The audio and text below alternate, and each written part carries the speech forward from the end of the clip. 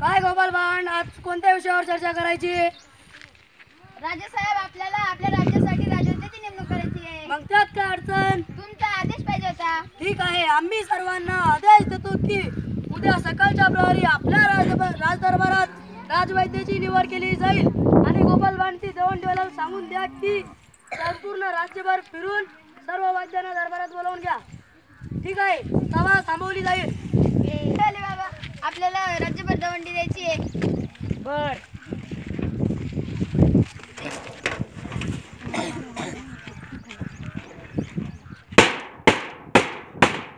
ऐका हो, उद्या सकाळच्या प्रहरी राजदरबारात राजवैद्याची निवड करण्यात येणार आहे. तरी सर्व वैद्यांनी उद्या सकाळच्या प्रहरी राजदरबारात यायचे हो.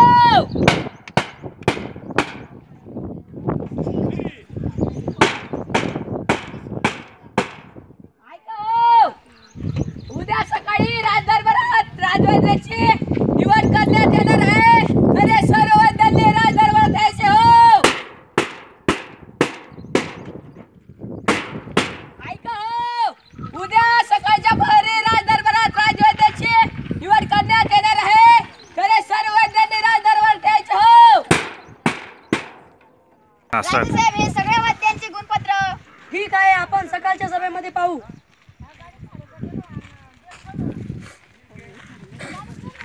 राजा विक्रमसिंह येत आहे.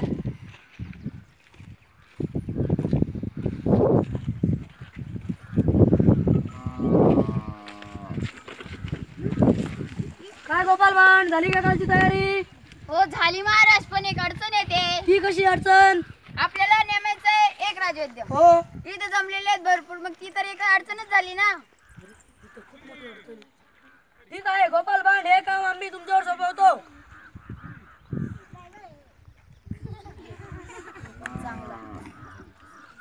राजेसाहेब, एक युक्ती सुचली. कृपया ती युक्ती सादर करा. वैद्यांसाठी एक अट आहे. ती अट अशी की आपल्याला असा वैद्य पाहिजे की ज्याच्याकडून कमीत कमी 1000 पेक्षा जास्त रुग्ण मरण पावलेले आहेत.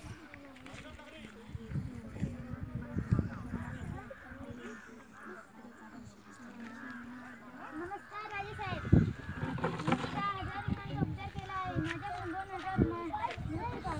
बसून घ्या. प्रणाम राजेसाहेब, मी 20,000 रुग्णांचा उपचार केला आहे. नमस्कार राजेसाहेब, माझ्याकडून 30,000 रुग्णांचा उपचार केलेला, त्याचे 30,000 वाढले. नमस्कार राजेसाहेब, मी 40,000 रुग्णांचा उपचार केला, त्याच्यातून 4,000 मरण पावले. प्रणाम राजेसाहेब, मी 60,000 रुग्णांचा उपचार केला, त्याच्यातून 10,000 रुग्ण मेले. काय हरकत नाही. थांबा गोपाल भांड, तुम्ही राजवैद्यच ना? मग तुम्ही बाहेर का झालं? तुम्हाला राजवैद्याचं पद नाही पाहिजे का? तुमची जी अट आहे, मी त्या पात्रतेत बसू शकत नाही. ते कसे? कारण तुमची जी अशी अट आहे की 1000 पेक्षा जास्त रुग्ण मरण पावलेले हे त्यांच्यासाठीचे पद आहे.